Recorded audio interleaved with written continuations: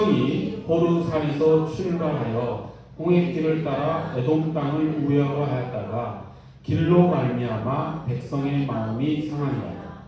백성이 하나님과 모세를 향하여 원망하되 어찌하여 우리를 애굽에서 인도에 내어 이 광야에서 죽게 하는가. 이곳에는 먹을 것도 없고 물도 없도다. 우리 마음이 이 하찮은 음식을 싫어하노라 하니 여호와께서 불뱀들을 백성 중에 보내어 백성을 물게 하심으로 이스라엘 백성 중에 죽은 자가 많으니라.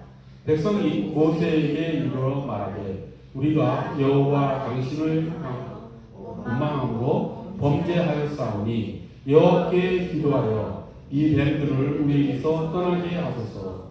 모세가 백성을 위하여 기도하며 여호와께서 모세에게 이르시되 불뱀을 만들어 장대 위에 매달라 물린 자마다 그것을 보면 살리라. 모세가 놋뱀을 만들어 장대 위에 하니 뱀에게 물린 자가 놋뱀을 쳐다보니즉 모두 살더라. 이제 요한복음 3장 13절에서 14절 말씀 예수님께서 친히 하신 말씀이죠. 14절에 15절 함께 또 압독합니다. 시작. 모세가 광야에서 뱀을 드는 것 같이 인자도 들려야 하리니 이는 그를 믿는 자마다 영생을 얻게 하려 하심이라. 아멘. 기독교는 예수님에 관한 어떤 물증이 없습니다. 사실 우리는 예수님이 어떻게 생겼는지 모르죠. 키가 얼마인지, 눈이 검은색이었는지, 수염이 나셨는지, 어땠는지, 물론 그 당시 수염을 깎지 않았으니까 나서 확률은 높겠지만, 또 예수님이 심지어 언제 태어났는지도 모르죠. 우리가 기념하는 12월 25일 크리스마스는 예수님이 실제로 탄생한 날은 아니죠. 그것은 추정해서 그냥 정한 것일 뿐입니다. 또 예수님이 정확하게 어디에서 태어나셨는지도 모르죠. 예수님은 베들레헴 어느 사관에서 이름 모를 사관에서 태어나셨습니다. 그런 점이 기독교는 대단히 독특합니다. 그러니까 눈에 보이는 손에 쥘 수 있는 이런 어떤 증거, 물증들이 하나도 없다는 거죠. 심지어 예수님께서는 직접 글을 써서 책으로 자신의 가르침을 남기지도 않으셨죠. 그만큼 예수님은 우리에게 어떤 눈에 보이는 무엇을 우리에게 건네주고 그것을 바탕으로 우리가 예수님을 따르기를 원하지 않으셨다라고 하는 것을 우리가 알 수가 있죠. 이제 거기에서 기독교의 독특한 교리, 믿음으로 구원받는다라고 하는 그런 교리가 나오겠죠. 거기에 하나님과 예수님의 구원 사역과 우리를 연결하는 통로가 바로 믿음이 되는 것이죠. 그 여타의 어떤 것들은 다 예수님과 우리를 연결해 줄 수 있는 것이 되지 못합니다. 그래서 행여나 우리가 이제 간혹 가다가 보면은 이제 뭐 예수님께서 이것이 입으셨던 수의, 돌아가셨을 때 입었던 수의다, 그리고 이렇게 뭐 언론의 조명을 받고 이것이 예수님께서 최후의 만찬 때 드셨던 뭐 불장, 성배다, 뭐 이런 얘기들 나오는 게 있다라고 한다면 믿지 마십시오. 근거 없는 것들이고, 기독교는 그런 거를 통해서 우리의 어떤 신앙을 이렇게 다져가는 그런 종교가 아닙니다. 우리는 오직 믿음으로만 하나님께 나아가지요. 자칫 믿음이 아닌 다른 어떤 눈에 보이는 것들로 예수님께 나아가려고 하면은 그것은 우상으로 빠져버리게 됩니다. 그래서 우리 기독교를 상징하는 가장 대표적인 것이 무엇입니까? 그것은 제 바로 뒤에 있는 십자가이지요. 근데 저 십자가마저도 자칫하면 어떻게 되겠습니까? 우상이 될 수 있죠. 십자가는 예수님의 십자가의 희생으로 우리가 구원받았음을 상징하는 하나의 어떤 것에 불과한 거지, 꼭 십자가 앞에서 예배를 하고 십자가 앞에서 기도를 하고 해야지 뭐 어떤 신앙심이 높아진다든지 하는 그런 거는 전혀 관계가 없지요. 그래서 오늘날 많은 교회들이 이제 이 예배당에 십자가도 이렇게 없이 예배를 하는 것도 많이 있습니다. 그분들이 왜 십자가를 예배당에 이렇게 걸지 않고 예배를 하는지 이유를 충분히 알겠지요. 그분의 마음속은 그 어떤 것도 행여나 그것이 우상으로 작용할 것이 두려워서 그 십자가를 예배당에서 또 이렇게 제거하는 그런 결단을 한 것이겠지요.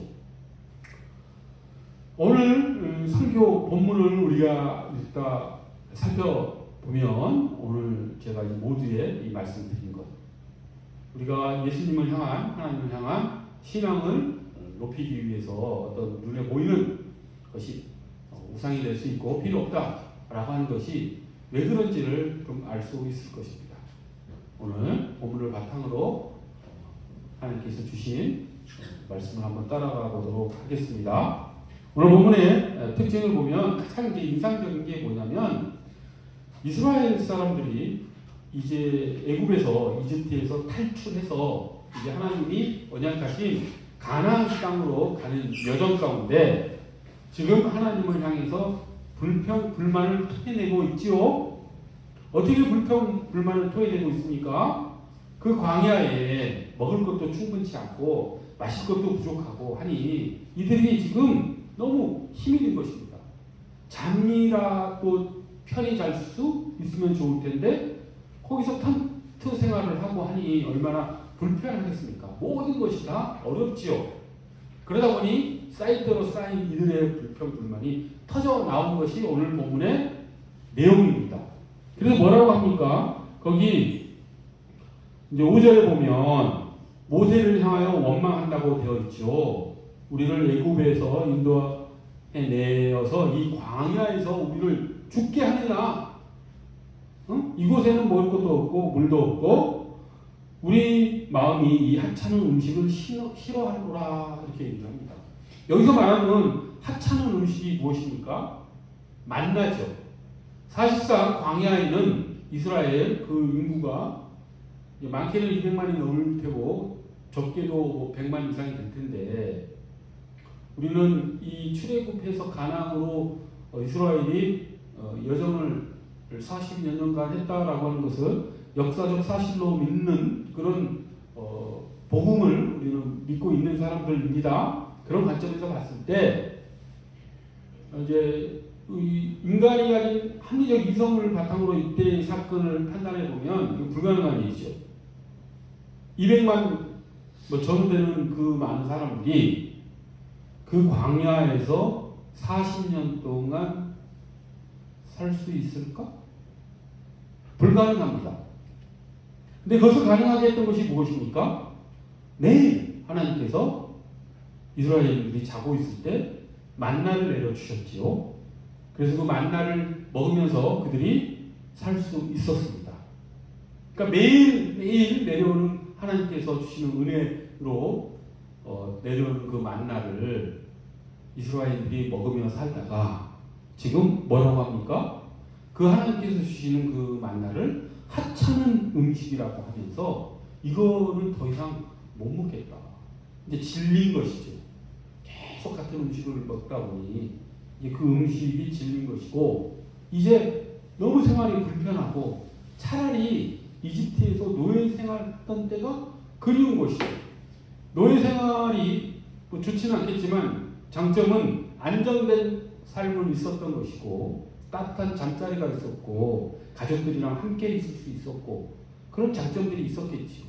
그러니 이들이 지금 광야에서 그런 어려운 풍찬 노숙을 하다 보니 그때 애굽에서의 생활이 오히려 더 그리워지는 그런 엉뚱한 생각을 지금 하고 있는 것이고 하나님께서 베풀어 주셨던 그 모든 은혜 그리고 그 벅찬 감격들을 지금 잊어버리고 하나님께 지금의 어려움에 대해서 불평불만을 하고 있는 것이 오늘 본문의 내용입니다. 이스라엘이 그 이집트에서의 노예 생활을 떨치고 하나님께서 그 애굽 왕의 마음을 돌이키시기 위해서 10가지 재앙을 내리시면서까지 애굽의 왕의 마음을 바꿔서 이집트를 탈출했을 때의 그 감격이 지금 이들의 마음속에는 없는 것이죠.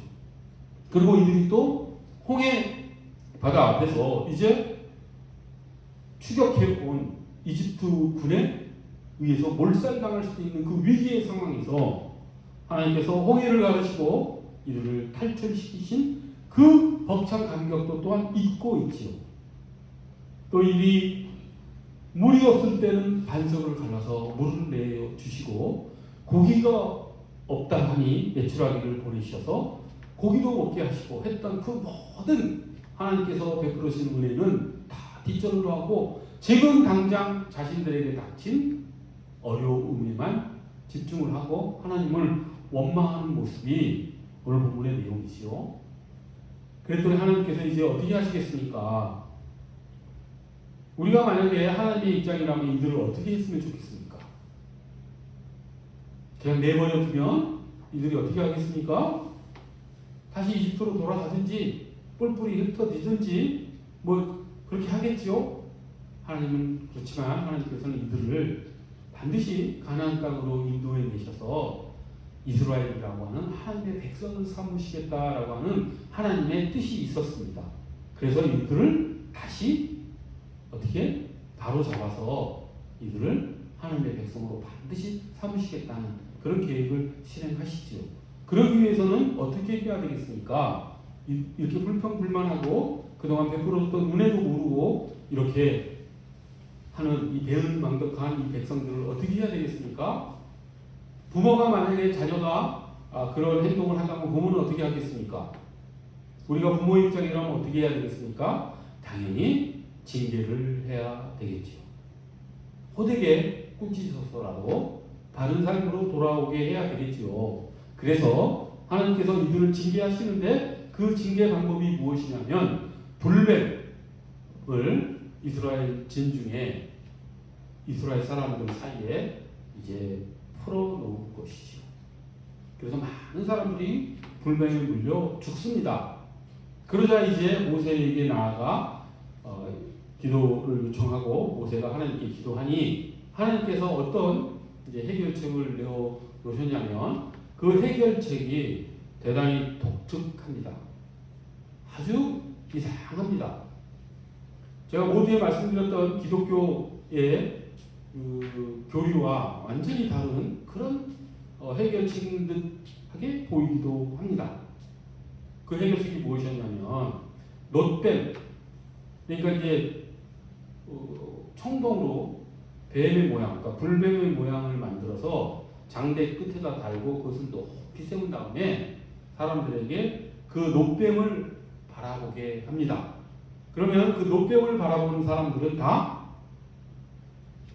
치료가 되어서 뱀독이 다 사라지고 치료가 되어서 다 살았다라고 하는 내용이 오늘 본문의 내용이지요. 여기서 이제 우리는 아주 이제 의문들이 마구마구 올라오죠. 어떻게 놋뱀을 바라보면 뱀에 물렸던 사람들이 살 수 있었을까? 라고 하는 그런 생각이 들죠. 이거 미신 아닌가? 하나님께서도 미신을 사용하시는가?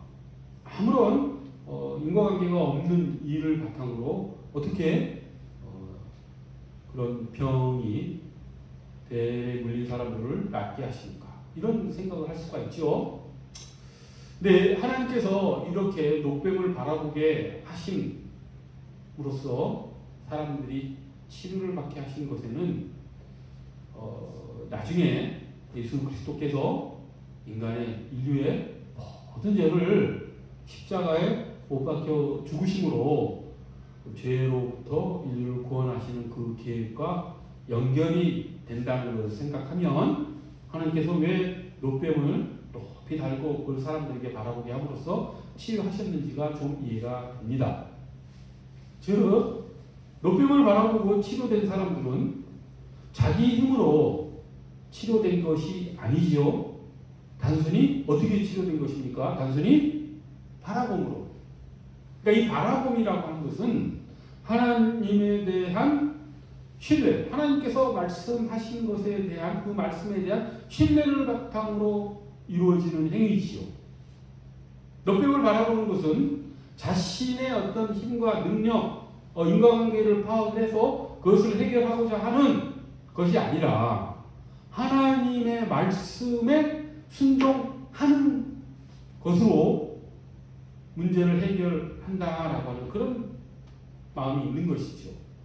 즉 바라봄이란 다른 말로 표현하면 하나님을 향한 신뢰, 하나님께 모든 것을 의지하는 마음, 이것을 상징한다라고 할 수가 있습니다. 믿음이라고 한 단어로 표현할 수도 있지요. 그렇기 때문에 예수님께서 요한복음 3장에서 이 말씀을 하신 것입니다. 니고데모와의 대화 가운데 예수님께서 말씀하신 것이 이 내용이지 않습니까? 예수님께서 친히 하신 말씀입니다. 모세가 광야에서 뱀을 든 것 같이, 이것이 오늘 본문에 민수기 21장에 나온 그 사건을 같습니다. 모세가 광야에서 뱀을 든 것 같이 인자도 들려야 하리. 여기서 인자는 예수 그리스도를 뜻합니다. 예수 그리스도께서도 이 녹뱀과 같이 나무에 들려야 한다.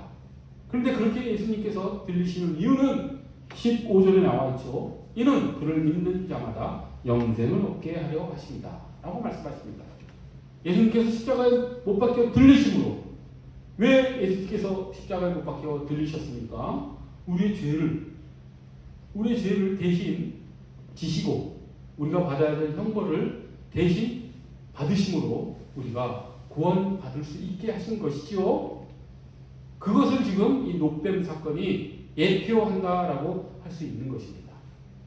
그 사람들이, 이스라엘 사람들이 당시에 녹뱀을 바라본 것은 적극적으로 자신들의 모든 일을 하나님께 의뢰하고 의탁하고 의지함으로써 하나님을 그럼으로써 신뢰함으로써 자신들의 모든 문제가 해결된다라고 하는 것을 나타내는 것이라고 할 수 있는 것이지요. 그것이 예수님의 십자가 사역과 직접적으로 연결되어 있는 것입니다. 우리가 구원받을 수 있는 이런 길은 다른 데에서 찾을 수가 없다라고 하는 것, 십자가를 바라보는 것으로만 우리가 구원받을 수 있다라고 하는 것, 우리가 죄의 사슬로부터 벗어날 수 있는 유일한 길은 그 십자가를 바라보는 것 외에는 없다라고 하는 것, 그것을 예수님께서는 이 녹뱀 사건을 통해서 미리 보여주신 것이라고 할 수가 있습니다. 그렇게 녹뱀을 바라보는 우리 모두가, 그럼으로써 구원받는 우리 모두가 되는 십자가를 향한 우리의 신실한 믿음이 우리를 구원으로 인도한다라는 것을 우리가 알고 나아가는, 그럼으로써 하나님의 자녀로서 풍성한 삶을 살아나가는 우리 모두가 되기를 간절히 소원합니다. 자, 그 다음에 이 녹뱀 사건은 그 이후에 어떻게 진행이 되느냐. 이게 가나안으로 입성하기 전에 일어난 일이지 않습니까? 그리고 나서 이 녹뱀, 그 장대, 녹뱀을 달았던 그 장대는 어떻게 됐겠습니까? 그 뒤에 계속해서 이 녹뱀은 이스라엘 사람들에 의해서 숭배를 받습니다. 무슨 일이 있을 때마다 그 앞에 가서 기도하고 뭐 그런 일들이 이루어졌겠죠. 그래서 이스라엘이 가나안 땅에 들어가고 나서도, 그리고 사사 시대를 거치고, 그리고 사울왕, 다윗왕, 이런 여러 왕들의 역사를 지내면서 계속해서 녹뱀은 그런 역할을 해냅니다. 그 앞에서 많은 사람들이 이제 하나님께 기도도 하고 하는 그런 역할을 이 녹뱀이 했었지. 그런데 히스기야 왕 때 이 녹뱀은 철폐됩니다. 히스기야 왕은 이스라엘 역사에 있어서, 남유다 왕국의 역사에 있어서 가장 훌륭한 개혁을 이뤘던 왕이죠. 근데 그 개혁 왕인데, 이제 히스기야 왕의 개혁의 중점은 무엇이었습니까? 우상을 제거하는 것이었죠. 뭐 아세라 신상이라든지 바알 신상이라든지 이런 것들, 그런 것들을 제거하는 가운데 이 녹뱀도 제거해 버립니다. 히스기야는 이 녹뱀을 느흡스단, 노조각이라고 하면서 그 신령한 물건을 제거해 버렸죠. 왜 그렇겠습니까? 히스기야는 하나님의 뜻을 알고 남유다를 하나님의 뜻에 따른 통치를 했던 위대한 왕이었죠. 그러면은 히스기야가 이 놋뱀을 그렇게 다른 우상과 함께 철폐했던 것에는 반드시 이유가 있었을 것이고 거기는 하나님의 뜻이 담겨 있었겠죠. 왜 그렇겠습니까? 그 놋뱀이 우상으로 작용했기 때문이죠. 그래서 히스기야는 더 이상 이 놋뱀을 놔둬서는 안 되겠다. 사람들이 놋뱀 앞에서 기도하는 것은 놋뱀을 바라봄으로, 즉 하나님을 신뢰함으로 하나님께 나아가는 것이 아니라 놋뱀 자체에서 나오는 어떤 능력으로 자신들의 기도가 들어지고 하는 그런 미신적, 주술적 그런 마음감을 가지고 놋뱀에게 나아갔기 때문에 이제 이 놋뱀은 우상과 똑같은 그런 기능을 하는 것이 되어버렸던 것이죠. 그래서 히스기야는 과감하게 그 놋뱀을 치워버립니다. 만약에 우리 교회에서도 그런 일이 벌어진다면 우리도 그 놋뱀을 치워야 되겠죠. 만약에 이런 일이 있을 수 있습니다. 어떤 일이 있냐면 우리 교회에 어떤 불치병을 가진 사람이 우리 교회에 와서 기도를 합니다. 그랬더니 기적처럼 병이 치유됐습니다. 그럼 어떻게 되겠습니까? 그것이 유튜브나 미디어를 통해서 알려지고 그러면 이곳에 어떻게 되겠습니까? 많은 사람들이 몰려올 수 있지요. 실제로 그런 교회들이 있습니다. 그렇게 치유 사역을 하는 그런 사람들도 있고 그렇게 되면 우리 교회가 어떻게 될까요? 저는 그 현상이 이 놋뱀 사건과 비슷한 결과를 낳지 않을까 하는 그런 생각이 듭니다. 그때는 과감하게 이 예배당을 폐쇄를 하고 다른 곳으로 옮겨가는 방안도 생각할 수 있어야 된다라고 하는 것이지요. 하나님께서는 병을 치유해 주시기도 하지만 하나님께서는 병을 그냥 치유하지 않기도 하십니다. 하나님 우리의 기도에 대해서 예스라고도 응답도 하시지만 노로 응답하시기도 하고 웨이하고 기다리라고 또 응답을 하십니다. 그것은 하나님의 전적인 뜻에 달려 있지요. 그런데 하나님께서 예스라고 응답하신 그 어떤 특정한 기도를 보고 특정한 장소로 사람들이 몰려든다. 그것은 잘못된 신앙이시죠. 이 우상 숭배와 무엇이 다르겠습니까? 그런 일들은 우리 신앙생활 가운데 아주 많이 일어나죠. 그것이 단순히 그런 물질 어떤 에서만 일어나겠습니까? 우리가 추구하는 어떤 가치들도 그런 우상으로 작용할 수 있죠. 우리가 가지고 있는 비전이라는 게 있는데 그 비전을 성취하기 위해서 자신이 열심히 노력하고 그것에 땀을 흘리고 해서 성공을 해서 나아가는 삶, 그것이 나쁜 것은 아니지만 그것이 하나님보다 앞섰을 때 그것을 성취하기 위해서 나아가는 삶이 하나님을 신뢰하는 것보다 더 앞섰을 때 그것은 우상이 되는 것이죠. 원래 우상이라고 하는 것은 좋은 것입니다. 우상은 나쁜 게 아닙니다. 아주 인간에게 유익한 기능을 하는 것이 우상입니다. 그런데 그 우상의 자리가 왜 우상이 되겠습니까? 그것이 하나님보다 높여졌을 때. 아주 쉽게 설명을 하자면 예수님께서 뭐라고 말씀하셨습니까? 예수님께서 자기 어머니나 자기 아버지를 나보다 더 사랑하는 것은 합당치 않다라고 말씀하셨죠. 어머니 아버지마저도 어머니의 사랑마저도 그것이 예수님을 향한 믿음보다도 사랑보다도 높여졌을 때 그것은 우상이 될 수 있다라고 하는 것입니다. 사실상 우리는 그런 차원에서 바라봤을 때 우리 모두는 그 우상을 숭배하는 삶 속에서 자유로울 수가 없죠. 우리는 얼마나 신앙생활을 하면서 하나님보다 높이는 대상들이 있습니까? 그럼 누구나 다 있죠. 요즘 같은 시대에서는 가장 우상으로 많이 작용하는 게 무엇입니까? 돈이죠.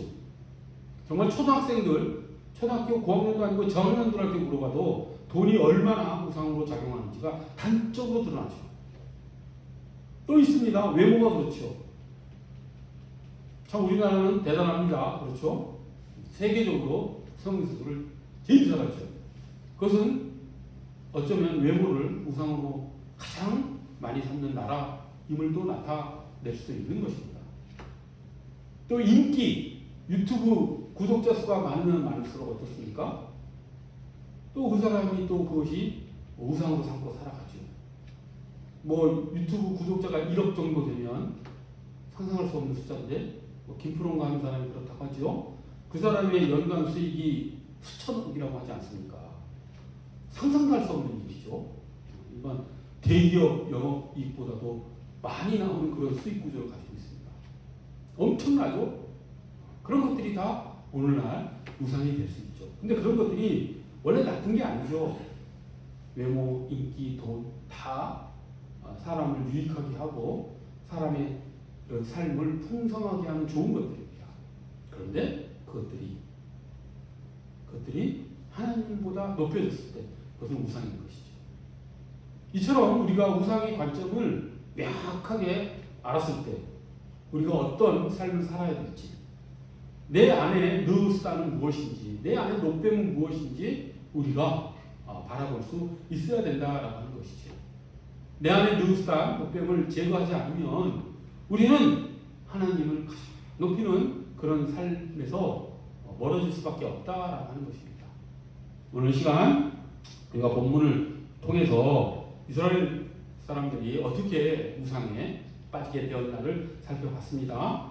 그 노뱀이 아주 좋은 것이었죠. 볼뱀에 물려 곧 죽게 될 사람들을 치유해내는, 구원해내는 엄청난 능력의 그러한 상징이었는데, 그것이 결국 시간이 흐르면서 수백 년이 흐르면서 1000년 넘은 시간이 흐르면서 그것이 우상으로 바뀌고 한 왕, 히스기야의 왕의 결단에 의해서 그것이 또한 제거되고 하는 사건을 바라봤습니다. 그것을 통해서 우리는 우리 신앙생활 속에 그 노뱀이 무엇인가, 우상으로 변질되는 그 노뱀은 무엇인가를 또한 성찰할 수 있는 것을 우리가 또 깨닫게 되었죠.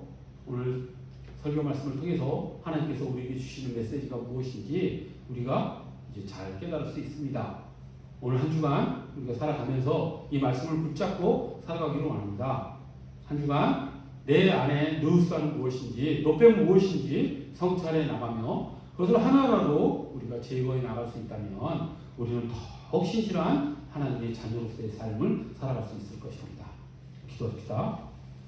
거룩하고 자비로우신 하나님 아버지, 노뱀이, 그 능력의 노뱀이 또한 우상으로 변질되었음을 우리가 살펴봤습니다.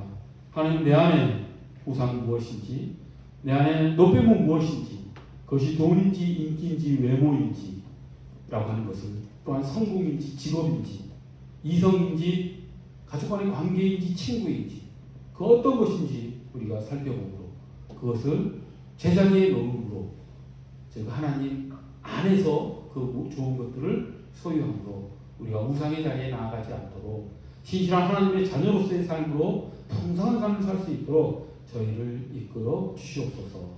감사드리며 예수 그리스도의 이름 받들어 기도드립니다.